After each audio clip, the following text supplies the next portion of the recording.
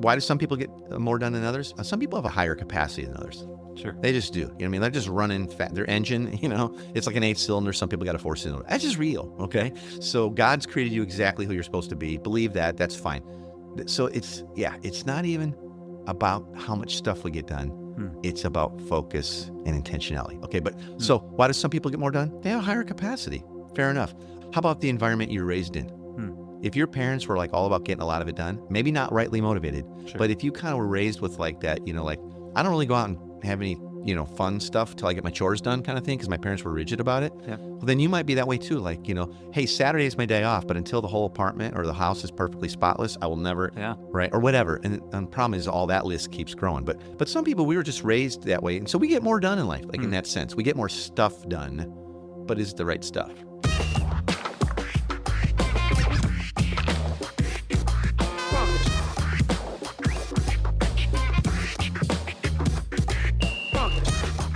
Welcome to the Everyday Disciple podcast, where you'll learn how to live with greater intentionality and an integrated faith that naturally fits into every area of life. In other words, discipleship as a lifestyle. This is the stuff your parents, pastors, and seminary professors probably forgot to tell you.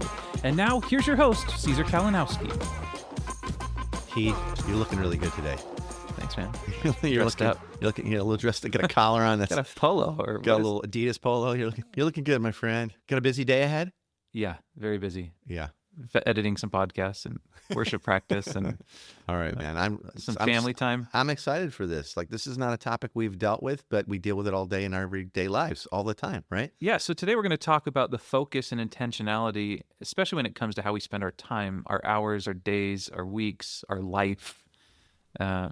Like this is our episode on time management, but like, we're not talking about how to jam more into your schedule or like, I'm going to be efficient, I'm going to get up an hour earlier. Like, there's plenty of guys who will teach you that. Like, get on that, right? Sure. This is actually, I want to address today, how do we use our time that's not work? Yep. Like, be as efficient as you can when you're working. I think, like, get the 4-hour work week book from Tim Ferriss. Like no one works 4 hours a week. But, like, I want to talk about what does life look like and how do we manage our time when we're like, say, not on the clock? Do you know what I mean? And that's the stuff where our legacy is built and our kids' lives are changed and disciples are made and all that. I'm not saying you can't do that stuff at work. Sure. Don't hear that. But we are, I want to talk about all the rest of the time. Okay? Yeah. Okay, so time is very fair to all of us. It's not like you get 8 hours a day and I get 15 and somebody else gets 35. My grandpa used to tell me that we all get equal time. Some of us just tend to do a lot more with it. So right, there you go. Good advice, Gramps. Yeah, thanks, Gramps. So a friend of mine once told me, Steve Timmis, he said, we all do exactly what we choose to do every day.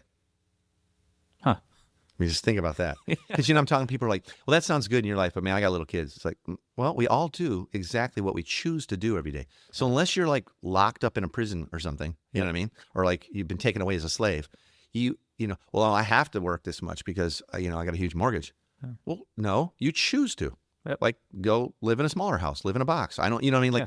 Like or like, well, my food bills, it's like, or my my electric bills, it's like, well, I don't know, turn the aircon. I mean, we all do and spend our time doing everything.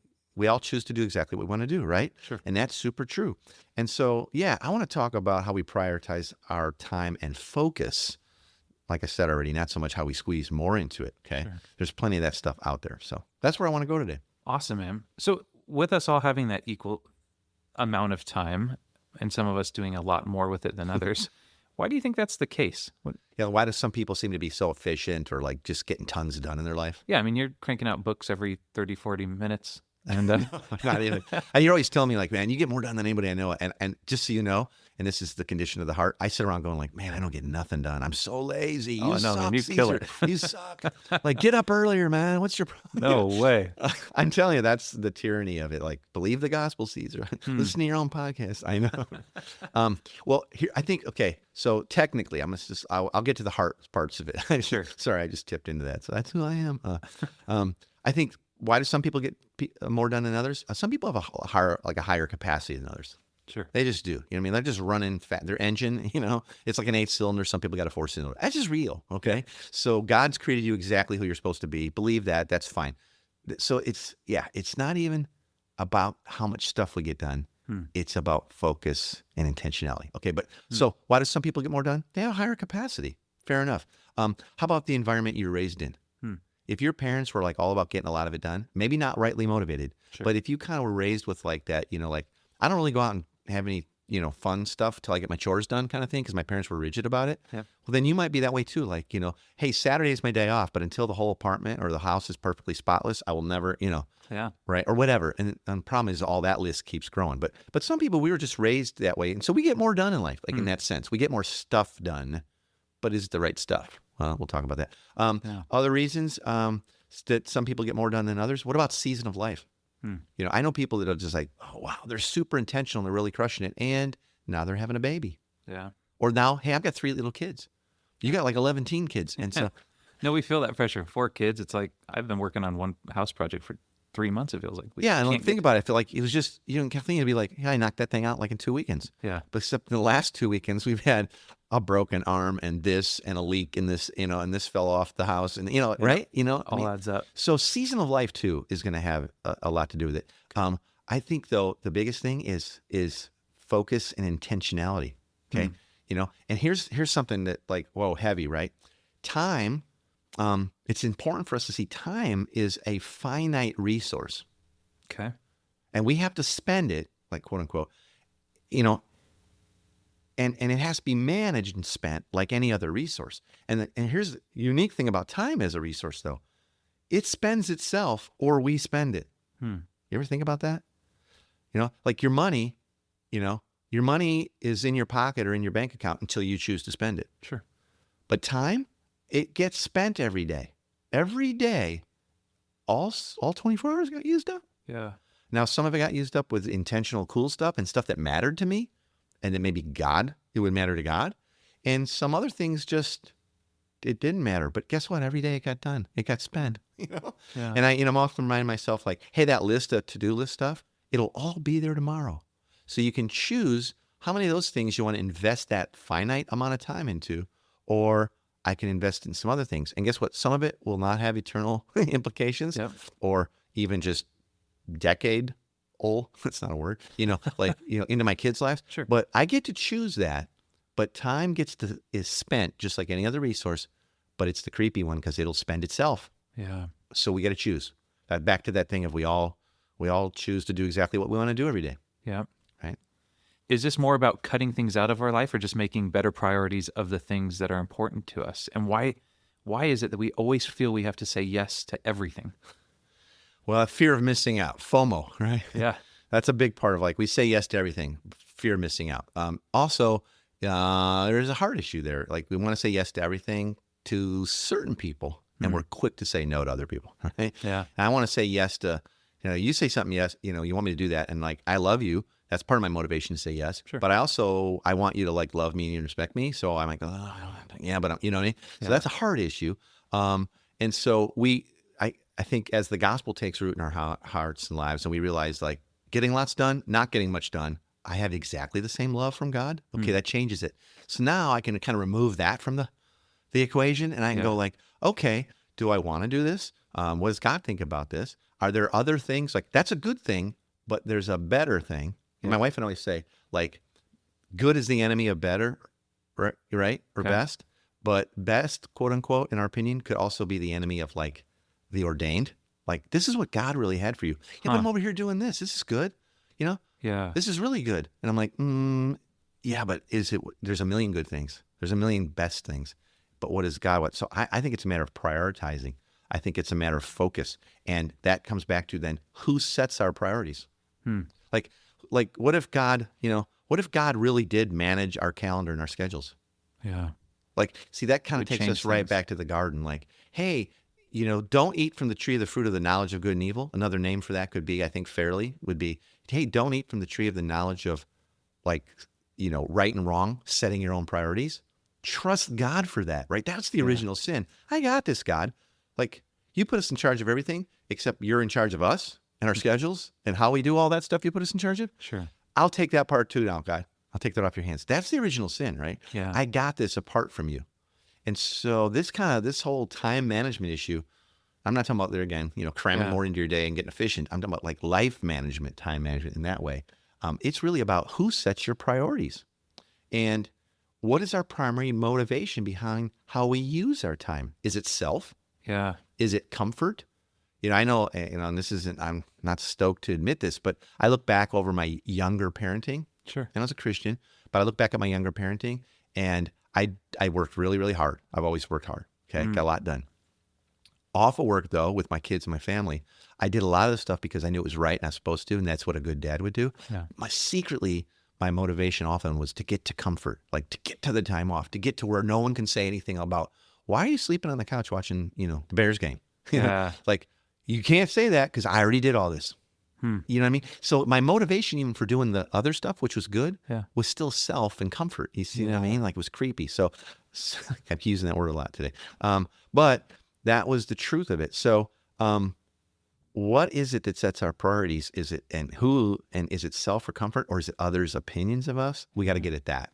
Okay, so if we are followers of Jesus and trusting that the good news affects every area of life, should our life as followers of Jesus look different when it comes to time management than people who might not yet be following Jesus?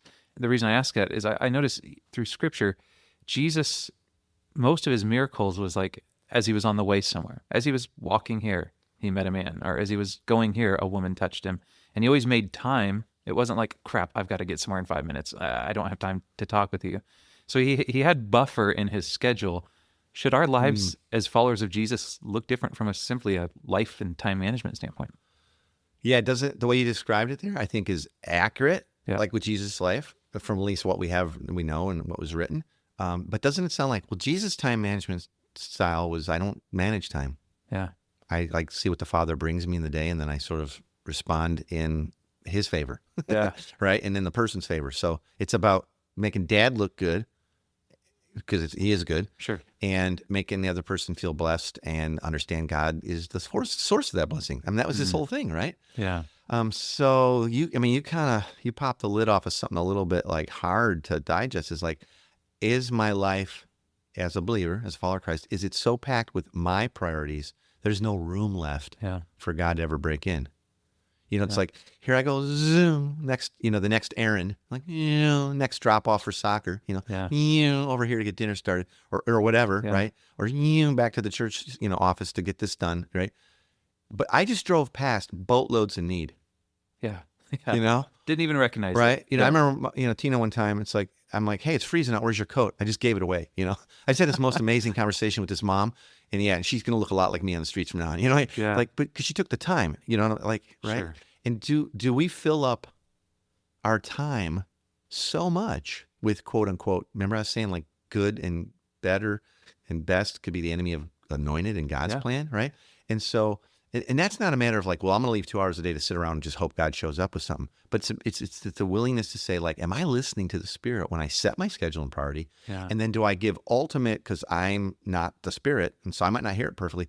Do I give God ultimate, like permission? That's so below it. But you know what I mean? Like, do I just say, God, but you change anything about my day? Here's how my best days, weeks, months, years go. Yeah. I pray really hard and invite God into my scheduling of my calendar, my vacations, my resting. Like we talked about that in episode 119, right? Absolutely. About Sabbath and how do I set that priority? I do that first, and then I go, okay, God, now how do I set today? But I completely, Lord, want to, not that you need my permission, but from my heart perspective, I want to give you permission to completely alter and change my day. So when I think I got 2 hours to get this done, and this person comes into my office and they're really having a bad day, do I go like, anyway, looks back to the work, or do I just go, God's sovereign, I'll get that done? Yeah. Or I'm on my way somewhere to do something, and you go like, that guy's got a flat, or man, look at the kids in the car, and she's got a flat, Sure. Or, and I'm giving really cheesy examples, but they're real, they happen, But those kinds of things and opportunities for blessing and mission, discipling people, helping them move from unbelief to belief, are happening all the time. Yeah. And there again, like what are we doing even with our off time? There again, that's kind of as you go. Yep. But do our lives look different as Christians? Just not when they're accidentally, ordained, interrupted, but are we actually prioritizing in like, hey, I can never have friends over, or like, not yet believers over because like we're just too busy and the kids got to get to bed and all that. It's like, or as believers, do we like, no, we actually prioritize having people over? Yeah. And Our it budget's sounds, super packed. We couldn't afford to have people over for food. It's like, no, we're actually going to trust God, and we'll just make simpler food. Because yeah, I'm noticing that most people don't care. They'd be more stoked to be over and be loved on and have soup and salad and bread a mistake. than a steak Yeah. and like a really great bottle of wine. Like both are awesome, and sometimes we get to do both. But really, what if I prioritize my budget even like towards the time required to Yeah. be more in the ways that God wants? Should our lives look different as Christians? Absolutely, I think they should. Yeah. And it seems like some of that should be fleshed out with those, like we talked even episode 120, our last episode, about the importance of like missional communities and how we do things together. Like our schedules should be decided with that community in mind, where we're going like, hey guys, are we going to do stuff together this summer, or are we so What's our slammed week out for look the like? next Are we 4 doing a months? weekly meeting as a community and we're Yeah. calling this missional, like we talked about? And please go back, listen to the last episode, Yeah. episode 120. Or are we saying, no, increasingly we are radically reorienting our life around God's life and Yeah. his priorities, Together. right? Yep. And guess what? I'm guessing at most of that. So I have to ask him a lot.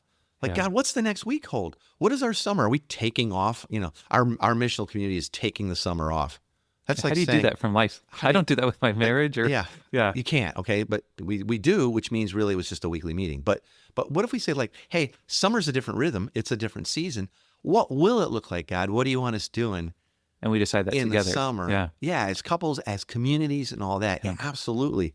That's radical for some people. Like, no, I've already planned out. Like, we always do this. Yeah. Well, what if you didn't? What if you submitted that to your community? What if you submitted that to your community, and then in prayer, you guys decided together, hey, this is how, we've been meeting this need over here in our neighborhood all week or all year rather. Oh, well, yeah, but this summer we're not going to be able to do it. It's like, why not? Let's sort that out. Let's calendar that out. Let's prioritize the mission over our vacations and the summer Family camps time, and yeah. all that, right? Yeah. That's all I'm saying is we get to. How do you practically plan your schedule in the Kalinowski house? All right. Well, as soon as I mention something, it either sounds like I'm great, or I have this nailed, or like everybody should do it the way I do it. So I'm not, I just want to say, no, you sort it out. You ask the same God that dwells in you, Yeah. and he'll tell you. Okay. But so I want us to remember that we're deeply and perfectly loved by our Father, regardless of how much we do. Okay. So I know I've said this already this episode, but I have to keep underscoring it because we're talking about time management. So it's like do to be, Yep. No, we've talked about don't believe the do equals be lies, right? And like what we do does not equal our value, how much we get done. Everybody's got different capacities. The big thing right here in the center of the, bullseye today for us is who sets our priority? Are we checking in with God? Yep. And who sets our schedule, and are we flexible that God might interrupt it? That's our biggest thing, okay? So here's some things, though, that I do. And I don't stick to it perfectly. I wish I was more disciplined. You say, like, I get more done than anybody. It's like, I could get a lot more done if I was a little more consistent. I have this sheet I've written up called my ideal day. Okay. And it's like a timeline of like, hey, I really like to get up at this time. And then in my first 30 minutes, here's what I would do, my ideal day. And here's what I check emails only these times a day. And then I work on writing, because I'm a writer. I work on that before I get to anything because that's a high priority. By the way, that follows like some working out time, taking my vitamins, quiet time, some meditation. I've actually, in my ideal day, it took me months and a lot of prayer to come up with this. It really did. And submitted to others. Yeah. I really did. And so now I look at it and it actually doesn't feel like shackles or rigid. It feels like freedom. And guess what? The days that I kind of like, I just keep that on, near me or on my desk or whatever. Yeah. And I kind of let it guide my day because I prayed about it first, but I also gets interrupted. Sure. Ask Tina, ask Joe, any day that I stick to that, they go, how'd your day go? I'm like, I don't know, very low stress. And I feel like I got a ton done. But this also happened, and I had this amazing conversation with a neighbor, or I didn't plan to have lunch with the guy, but he said, hey, let's do it. And God said, you got time because it's my time, Yeah. But I still somehow stuck to the schedule. Everything got done, Yep. And so I have something called my ideal day, and I work it all out. And maybe someday we'll talk about how to create one of those, Yeah, that'd be great. If listeners are interested, write in, go like, I'd like to know how to create my ideal day. Maybe we'll do it. We'll do it. But so that's part of it, okay? I also explained, like I said in episode 119, that it's important to work from rest, not rest from work. So we actually prioritize rest now. Sure. We're getting better at it. We prioritize Sabbath and rest for our whole year. We plan out our vacations and family times. And Tina and I were just talking this last week, like, hey, my son Caesar, who's Caesar 4, is about to have Caesar 5 in December. And we're like losing our minds over it, right? But we said, okay, so the baby's coming about mid-December. Let's not be in the middle of you writing a book this December, see?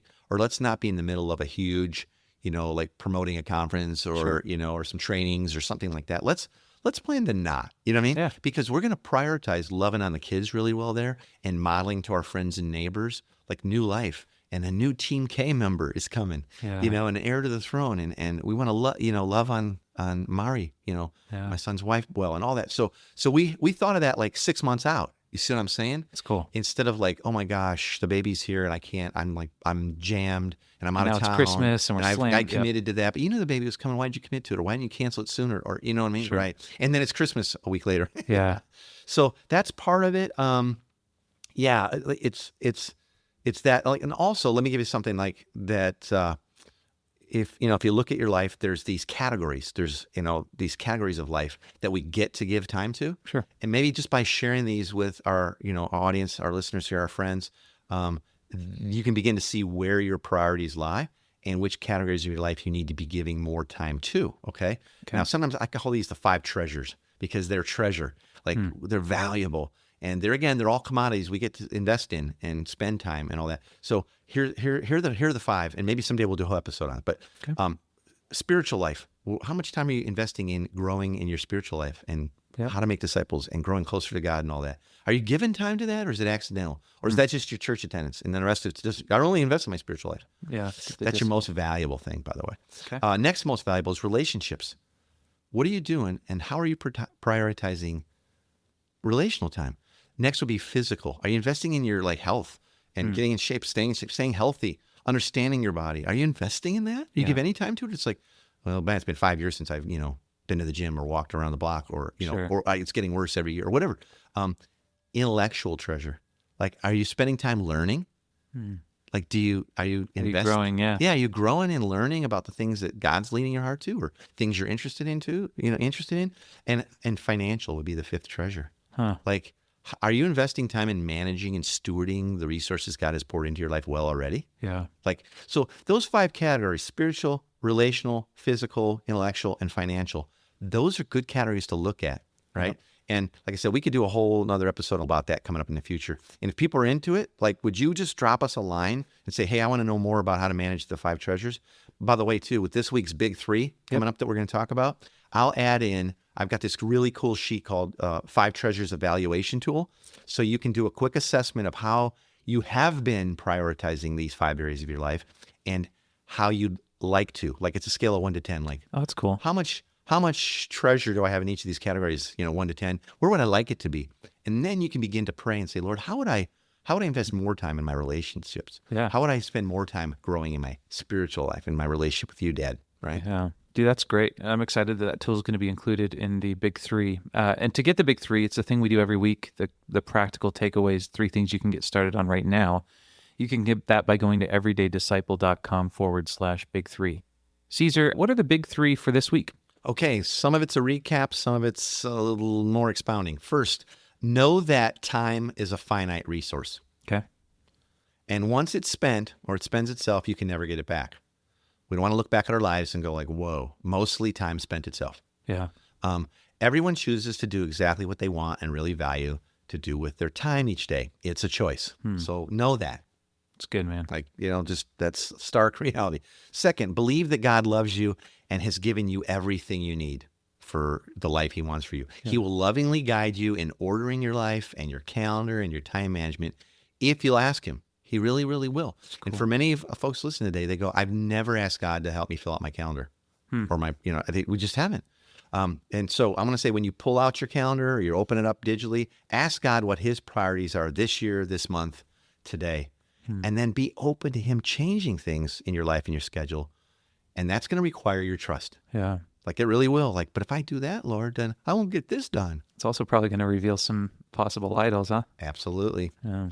And then third, start, and then this is for people who are serious about this. They're hearing this today and they're going okay, this is a rock star move. Start keeping a simple time log to keep track of exactly what you spend your time on when you're not at work. That's hard, right? Now you can easily find, simple time logging templates online, or get an app on your phone. There's Sure. tons of them. I just Googled it, the other day, like time log, like boom, there's millions of them, right? Or apps. Sure. Okay. This is for serious people, right? Who really want to get a look at what they're spending their time on. Like, what am I really spending my non-work time on? And then I want to start to begin to reinvest and reprioritize. Like, I'm surprised how much time I didn't spend here or I did spend here. Kind of connect that to the 5 treasures and it'll, right? So I want to just challenge our listeners, start doing this today and do it for at least a week, and 2 weeks is better. Yep. And it'll be your own secret little time log, but I think it'll be stark if you're serious about time management, if God managed your calendar, and then pray about it. That is so cool. Sadly, time always comes to an end too quickly. Yeah. It is a finite resource. But this week for the big 3, you're not only going to get just the big 3, but you're also going to get the 5 treasures evaluation tool. And again, to get that for free, go to everydaydisciple.com/big3. Hey, Heath, we haven't said this in a while, but like, if you're digging the show and you don't want to miss it, would you please do us a favor? Head over to iTunes and subscribe to the thing, because then they'll put it in your feed. And if you'll go ahead and rate, like stars, like lots of stars, and review it, then iTunes helps other people see that kind of stuff, and it'll encourage them. So if you're being blessed, would you do those things? I know it's going to take some time, but I checked in with God, and He said it's good. It's good to go. It's good to go. So no, that was not. No, that's helpful. Yeah, like you said, iTunes does look at that sort of stuff, and we love this to get out to even more people.